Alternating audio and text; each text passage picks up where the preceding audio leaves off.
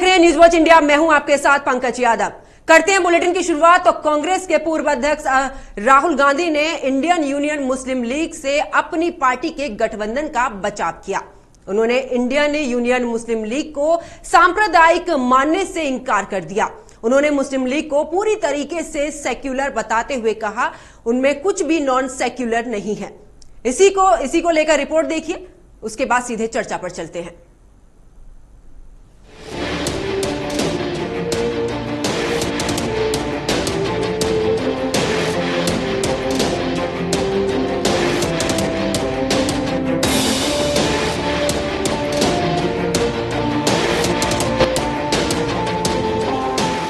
साल 2024 जैसे जैसे पास आता जा रहा है, वैसे वैसे कांग्रेस में मुसलमानों को लेकर हलचल बढ़ती जा रही है। पार्टी में मुसलमानों को लुभाने को लेकर लंबे समय से मंथन चल रहा है, जिसके तहत पार्टी नेता लगातार मुसलमानों को लुभाने के लिए तरह तरह के बयान देते रहे हैं। और इसी कड़ी में एक कदम आगे बढ़ते हुए राहुल गांधी ने मुस्लिम लीग को धर्मनिरपेक्ष पार्टी बताया है। राहुल गांधी के मुताबिक मुस्लिम लीग पूरी तरीके से धर्मनिरपेक्ष पार्टी है, इसमें कुछ भी नॉन सेक्युलर नहीं है। Muslim League is a completely secular party. Right. There's nothing non-secular about the Muslim League. Questions are a little disjointed. Sorry about that. I think the person hasn't studied. बात अगर मुस्लिम league की करें तो देश के विभाजन के लिए मुस्लिम लीग को जिम्मेदार माना जाता है। इतिहासकारों के मुताबिक मोहम्मद अली जिन्ना देश का पीएम बनना चाहते थे, जबकि महात्मा गांधी नेहरू जी को देश की वागडोर सौंपना चाहते थे। अपनी दावेदारी कमजोर पड़ता देख जिन्ना ने मुसलमान कार्ड खेला और देश धर्म के आधार पर देश के विभाजन की मांग उठाई और इसके लिए क्विक एक्शन का नारा दिया, जिसकी वजह से देश में बड़ी संख्या में खून खराबा हुआ, जिसमें बड़ी संख्या में लोग विशेषकर हिंदू मारे गए। राजनीतिक विशेषज्ञों के मुताबिक इंडियन यूनियन मुस्लिम लीग की सोच जिन्ना से प्रभावित है। बंटवारे के बाद मोहम्मद इस्माइल ने भारत में मुस्लिम लीग को संगठित करने का कार्य किया। मोहम्मद इस्माइल जिन्ना की मुस्लिम लीग का नेता रह चुका था। उन्होंने 10 मार्च 1948 को चेन्नई में एक बैठक बुलाई। बैठक में मुस्लिम लीग के 33 नेता शामिल हुए। 1 सितंबर 1951 को इंडियन मुस्लिम लीग औपचारिक तौर पर अस्तित्व में आई। कभी मुसलमान और दलित कांग्रेस के वोट बैंक हुआ करते थे, जिसके बल पर वो लंबे समय तक सत्ता में रही। जैसे जैसे मुसलमान वोट कांग्रेस से छिटका, वैसे वैसे कांग्रेस कमजोर होती चली गई और सत्ता से बाहर हो गई। अब कांग्रेस हर हथकंडा अपनाकर मुसलमानों को लुभाने की कोशिश कर रही है, जिसमें कांग्रेस खासकर राहुल गांधी मुसलमानों को लुभाने के चक्कर में देश के हितों पर चोट कर बैठे हैं, जैसे वो अमेरिका में कर रहे हैं। Bureau report, news watch India. तो चलिए अब आपको ग्राफिक्स के जरिए बताते हैं आखिरकार दोनों के बीच में किस तरीके से अलग अलग है और किस तरीके से दोनों के बीच के संबंध है। अभी जिंदा की सोच यानी कि इंडियन बंटवारे के बाद मोहम्मद इस्माइल ने भारत में मुस्लिम लीग को संगठित करने का काम किया और साथ ही उन्होंने 10 मार्च 1948 को चेन्नई में एक बैठक भी बुलाई, जिसमें 33 नेता शामिल हुए। 1 सितंबर 1951 को इंडियन यूनियन मुस्लिम लीग औपचारिक तौर पर अस्तित्व में आई और उसके बाद आपको बता दें कि इंडियन यूनियन मुस्लिम लीग पर केरल में दंगा भड़काने का भी आरोप लगा था। केरल में हुए मराठ नरसंहार में AIMUL शामिल थी और साथ ही इस पर फंडिंग करने का भी आरोप लगा। यानी कि जिस तरीके से जिस मुस्लिम लीग को लेकर राहुल गांधी ने यह बयान दिया, उसको लेकर अब आपको जानकारी दे रहे ग्राफिक्स के जरिए। देखिए किस तरीके से बैठक में मुस्लिम लीग के 33 नेता शामिल हुए थे। 1 सितंबर 1991 को ये इंडियन मुस्लिम लीग औपचारिक तौर पर अस्तित्व में आई और मोहम्मद इस्माइल ने भारतीय संविधान में सरिया कानून लागू करने की भी मांग की थी। यानी कि इंडियन यूनियन मुस्लिम लीग पर केरल में दंगा भड़काने का भी आरोप लग चुका है। केरल में हुए मराठ नरसंहार में AIMUL शामिल थी और इस पर फंडिंग करने का भी आरोप लगाया। तो देखिए ग्राफिक्स के जरिए से आपको बता रहे, जहां पर बैठक में मुस्लिम लीग के 33 नेता शामिल हुए थे और उसमें से 1 सितंबर 1991 को इंडियन यूनियन मुस्लिम लीग औपचारिक तौर पर अस्तित्व में आई। तो देखिए AIMUL पर भी इस दौरान दंगे भड़काने का आरोप लगा था। यानी कि बंटवारे के बाद मोहम्मद इस्माइल ने भारत में मुस्लिम लीग को संगठित करने का काम किया था और 10 मार्च 1948 को चेन्नई में एक बैठक बुलाई गई। बैठक में मुस्लिम लीग के 33 नेता शामिल हुए। 1 सितंबर 1951 को इंडियन मुस्लिम लीग औपचारिक तौर पर अस्तित्व में आई।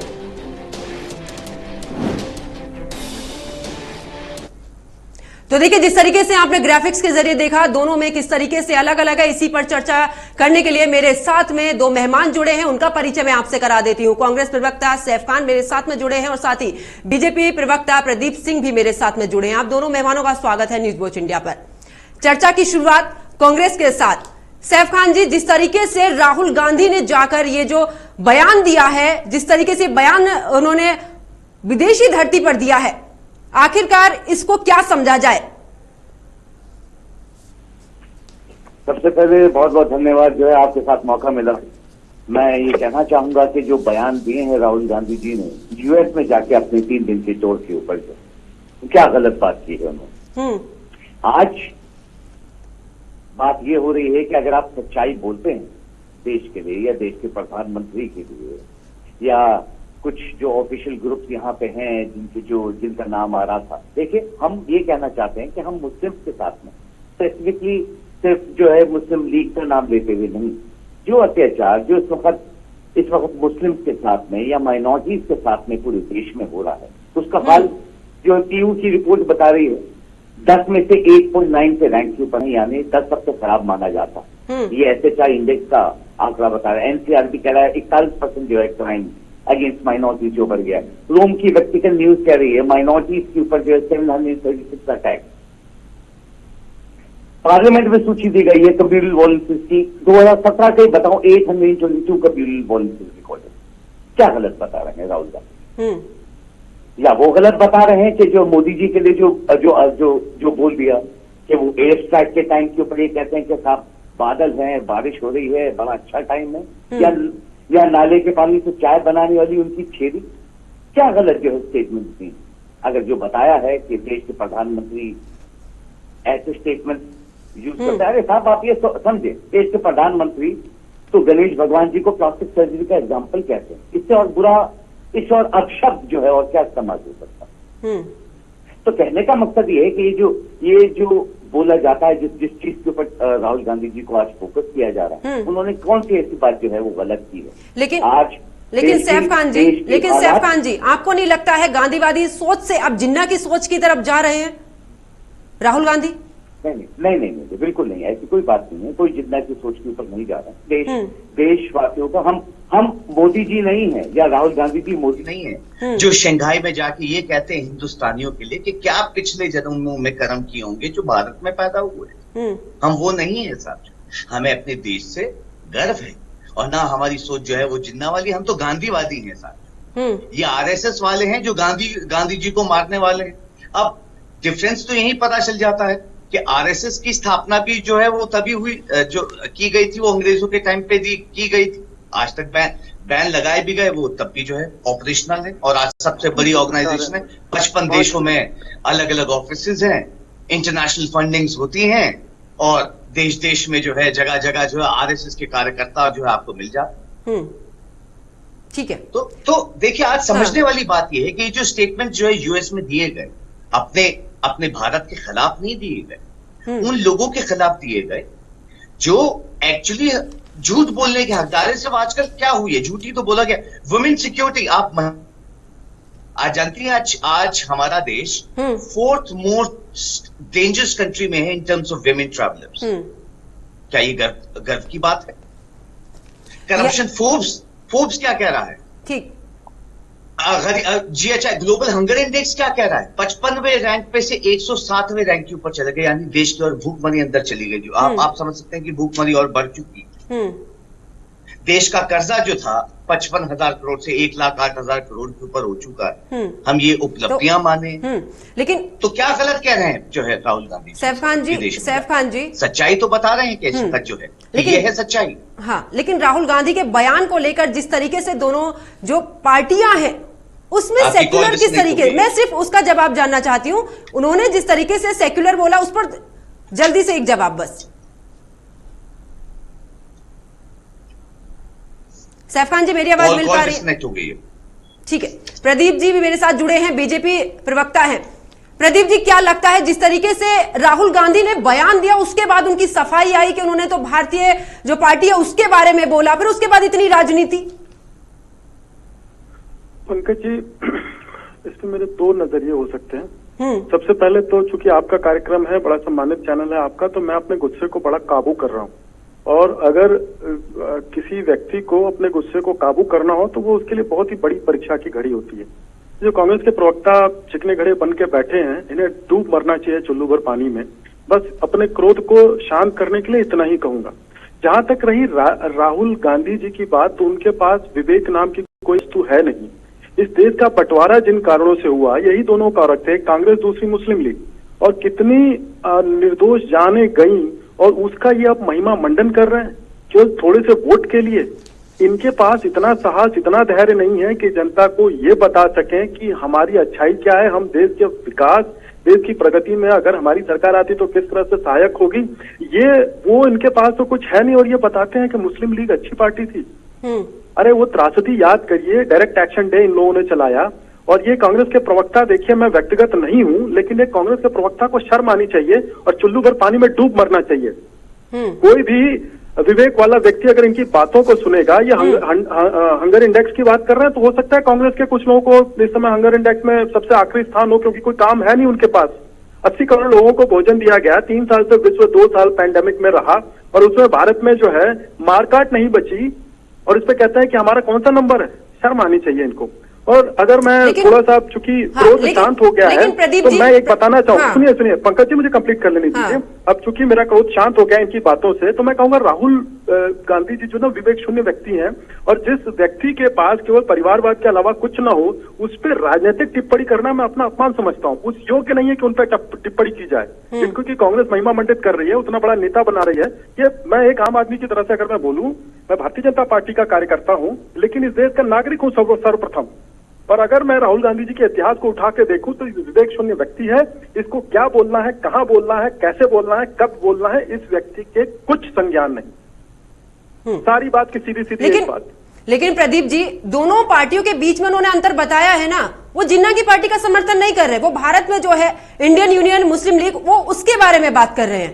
जी देखिए, राजनीति में इस तरह के एम्बिग्विटी तैयार करना और फिर अपने टारगेट वोटरों को लुभाना, ये बहुत पुराना हो गया। और यही करते करते कांग्रेस जो है ना रसातल में चली गई। क्या स्थिति आप देखिए इसको।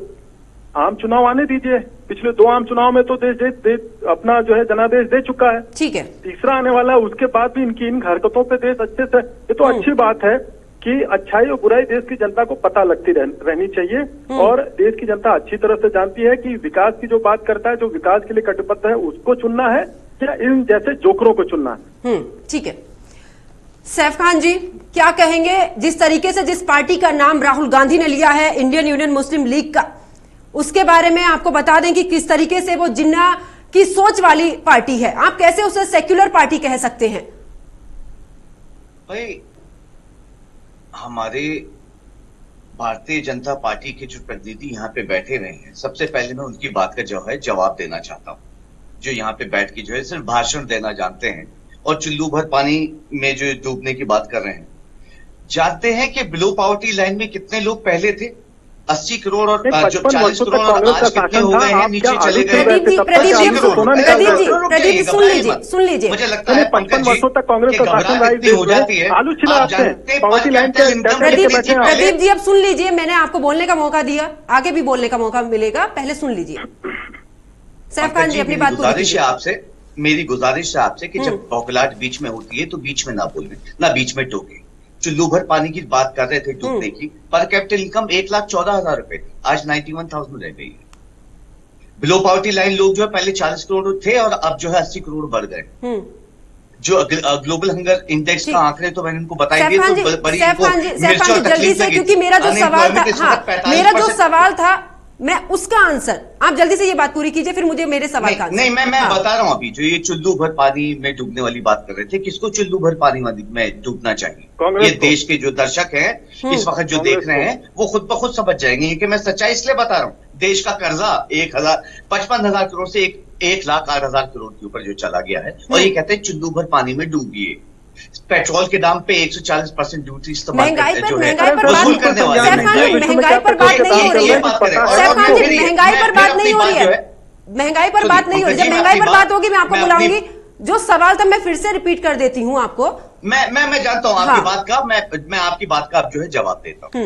मैं फिर ये कहता हूँ कि देश के जो मुसलमान हैं, क्रिश्चियंस हैं, दलित हैं, उन सब के लिए जो है इंडियन नेशनल कांग्रेस खड़ी हुई है और खड़ी रहेगी। ठीक, क्योंकि देश में जितने दंगे इस वक्त कराए जा रहे हैं, 5 सेकंड चाहूंगा, और देश के दंगे ही प्रदीप जी बात पूरी होने दीजिए। मैं 5 सेकंड अरे चाहूंगा। पंकज आपको 5 नहीं 10 सेकंड मिलेंगे प्रदीप जी, 5 नहीं 10 सेकंड मिलेंगे। आप पहले बात सुन लीजिए, फिर मैं आप ही के पास आ रही हूँ। हाँ सैफ खान जी जल्दी से अपनी बात पूरी कीजिए। देखिए, भारतीय जनता पार्टी और उनके जो हवाबाज नेता हैं जो इस वक्त बैठे हुए हैं, जो क्लाउन कह रहे हैं, राहुल गांधी जी ने नहीं कहा था ये कि जो है आप क्लाउड की वजह से, रेन की वजह से जो है प्लेन चले जाएंगे वहां पे और राडार में नहीं आएगा। तो क्लाउन कौन है ये देश जानता है अच्छी तरीके से, है कि नहीं? या नाले के पानी से चाय कौन बनाता है वो भी क्लाउन कौन है, ये भी दर्शक को डिसाइड करने दीजिए। सारे बयान सब जानते हैं।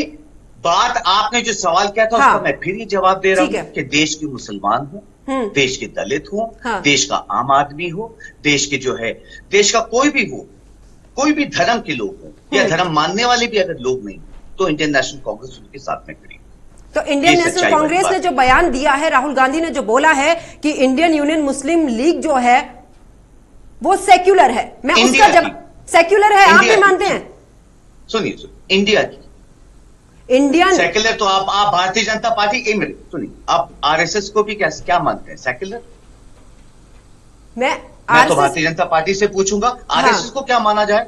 ठीक है, मैं उनसे जवाब लूंगी। सिर्फ मैं आपसे इसका हाँ ना का जवाब, आप सेक्युलर मानते हैं? नहीं, देखिए, हाँ या ना की बात नहीं, हम तो बोल रहे हैं कि हम हर हिंदुस्तानी और हमने जो है हर वर्ग के लिए जो है जिस बार काम किया है, चाहे देश में सबसे बड़ा मंदिर बनवाने वाली बात हो। पार्टी को मैं आपकी बात का जवाब दे रहा हूं। जब तक आपको पूरी पिक्चर और दर्शकों को नहीं पता चलेगी तो आप जो है उसका कंक्लूजन पे नहीं पहुंचे। ठीक है, हमने हर वर्ग और हर धर्म के लिए काम किया है, ये बोल रहे हैं।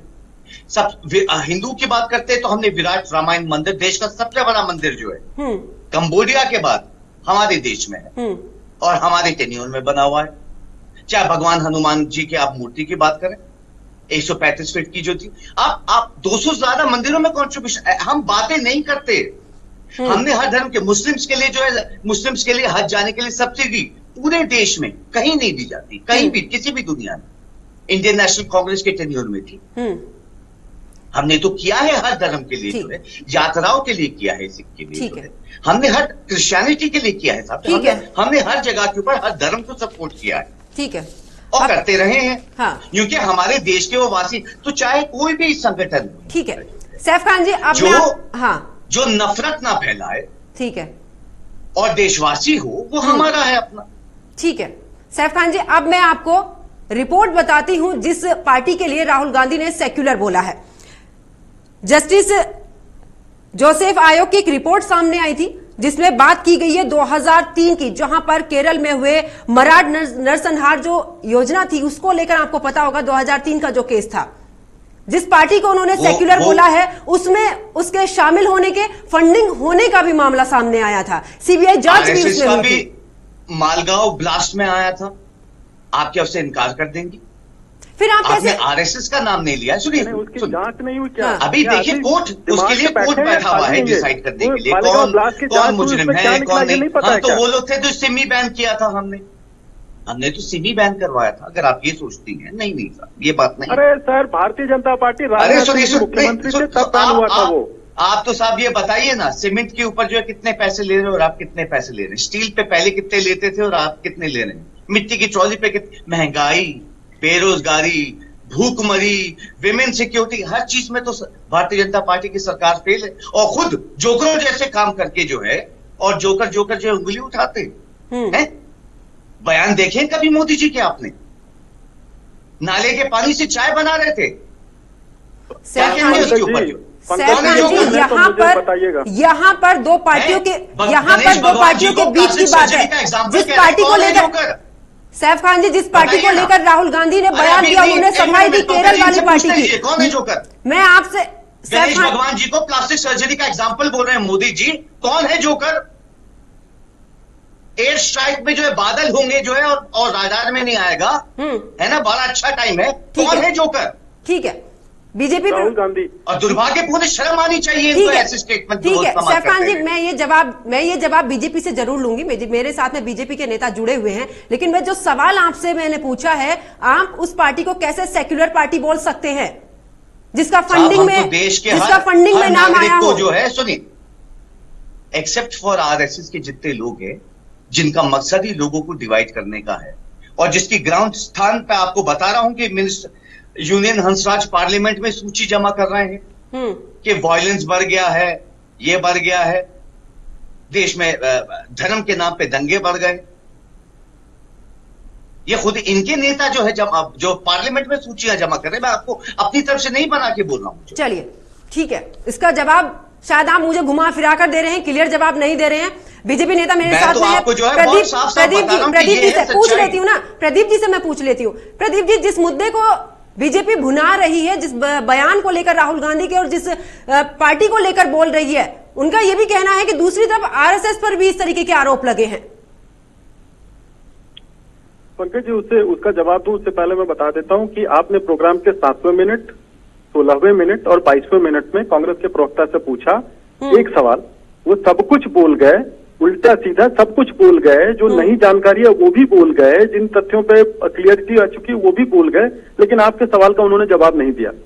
कार्यक्रम का देखिए, कार्यक्रम का जो टॉपिक है ना कि आपने कौन से मुस्लिम लीग की जो है, आपने मुस्लिम लीग की तारीफ क्यों की, तो मैं उसका जवाब दे देता हूं आपको सीधे सीधे से कि देखिए, कांग्रेस जो है तुष्टिकरण करते अब तक शासन करती आ रही थी, 55 वर्षों तक इनका शासन रहा, और अब इन्हें जनता नकार चुकी है। सैफ खान जी, आप सुन लीजिए।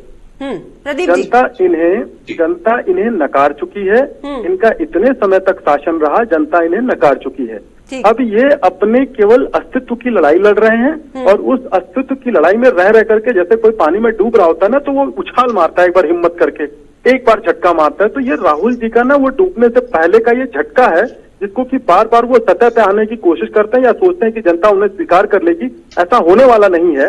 और मैं केवल एक बात पूछता हूं पंकज जी, हम कोई बच्चे नहीं हैं, हम सभी यहाँ वयस्क हैं, और अगर हम देखें तो 2014 के बाद से आप बताइए कितने सांप्रदायिक दंगे हुए, और उसके पहले के दंगों का इतिहास क्या रहा है 2004 से लेकर 2014 के बीच में। आप जब देखेंगे तो कितने ब्लास्ट हुए। ब्लास्ट होता है तो वो ये नहीं देखता कि हिंदू मर रहा है या मुसलमान मर रहा है, और जब दंगे होते हैं तो उसमें दोनों पक्षों के गरीब लोग मारे जाते हैं। आप बताइए, सीधी सी सवाल है, आप सारे डेटा उठा करके देख लीजिए, आपने बांट दिया एक पोथी की तरह से, लेकिन आप ये नहीं बता पाए कि पिछले 8-9 वर्षों में कितने दंगे हुए, क्योंकि कोई हुए ही नहीं।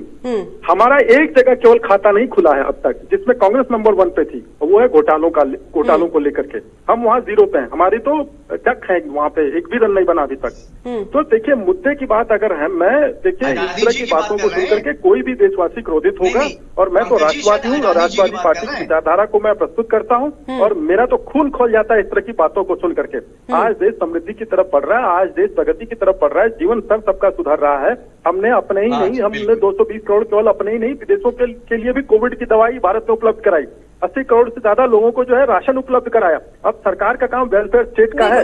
राहुल गांधी जी की प्रदीप जी, बीजेपी ने जो काम किए हैं या विपक्ष जो मुद्दे उठा रहा है वो जनता जानती है। आज मुद्दे की बात जो है वो यही है कि जिस तरीके से मुस्लिम लीग को लेकर ये सवाल उठ रहे हैं, जिस तरीके से राहुल गांधी ने जो बयान दिए हैं, उस पर जवाब दीजिए। दोनों महंगाई, बेरोजगारी, ये सारे मुद्दे तो सबको पता है, लेकिन आज जो बयान दिया गया है, जो सेक्युलर की बात की गई है, उस पर सीधा जवाब।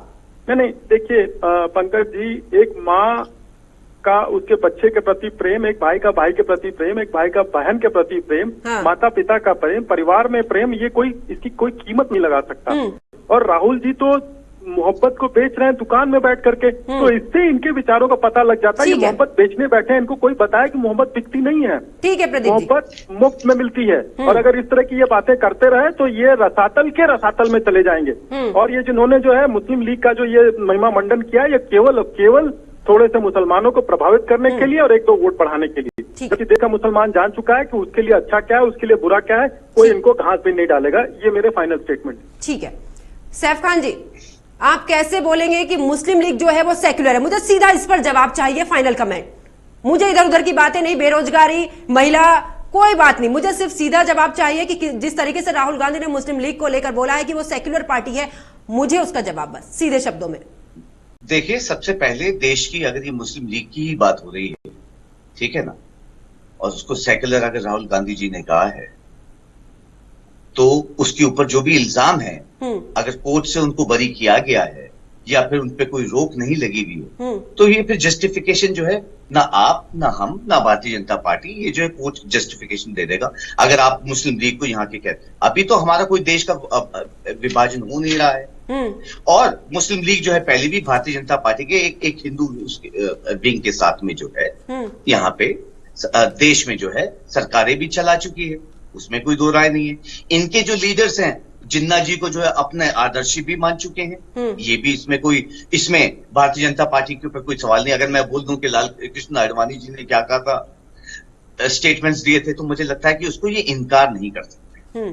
साफ साफ बात ये है। और मुझे लगता है भारतीय जनता पार्टी के जो आपके प्रतिनिधि यहाँ पे इस वक्त बैठे हैं, वो ये जानकारी नहीं रखते कि नेशनल क्राइम रिकॉर्ड ब्यूरो कह रहा था 2010 से 2014 कि डिक्लाइन हुए हैं राइट्स, यानी दंगे जो यूपी, बिहार, महाराष्ट्र, मध्य प्रदेश हुए थे भाई साहब। सुन लीजिए, मुझे आपकी हवाई बातों के ऊपर जो है, सुनिए, देश के सामने आके चैनल पे बैठ के मुझसे हवाई बातें तो बिल्कुल ना करें। ये जाहिलों वाली अपनी जो है घर पे जाके बच्चों को एजुकेट करें, हमें चैनल पे आके ना बताएं कि क्या चीज जो है, कौन सी सच्चाई कौन सी चीज नहीं। और कृपया जो है नेक्स्ट टाइम पढ़ाई करके मेरे साथ में बैठिएगा डिबेट करने के लिए। और मैं चैनल से गुजारिश करूंगा पंकज जी, किसी आलिम किसी जानकार को बिठाएं जो एटलीस्ट जानकारी जानता हो, जो कुछ बोलने के लिए बोल। मैं इनसे ये पूछूंगा कितनी कम आपकी यूनियन हंसराज ने जो पार्लियामेंट में सूची रखी, ठीक है, सैफ खान जी समय कम होने की वजह से मुझे चर्चा को यहीं पर रोकना होगा। प्रदीप जी और सैफ खान जी, आप दोनों मेहमान मेरे साथ जुड़े इस चर्चा में, आप दोनों का बहुत बहुत शुक्रिया। तो देखिए, जिस तरीके से अमेरिका में राहुल गांधी का जो बयान सामने आया है, उन्होंने मुस्लिम लीग को लेकर सेक्युलर पार्टी उसको बोला है, जिसके बाद जो राजनीति है वो चरम पर है। एक के बाद एक, चाहे बीजेपी हो या फिर दूसरी पार्टियां हो, उन सभी के बयान जो है वो सामने आ रहे हैं। अब देखने वाली बात यह होगी कि राहुल गांधी के जिस तरीके से दो बयान अभी तक सामने आए हैं, उसको लेकर राजनीति चरम पर है। इसके बाद अब कौन सा ऐसा बयान सामने आता है राहुल गांधी का, जिसके बाद ये राजनीति और भी ज्यादा आगे बढ़ेगी। फिलहाल मेरे साथ इतना ही। आप देखते रहिए न्यूज वॉच इंडिया। नमस्कार।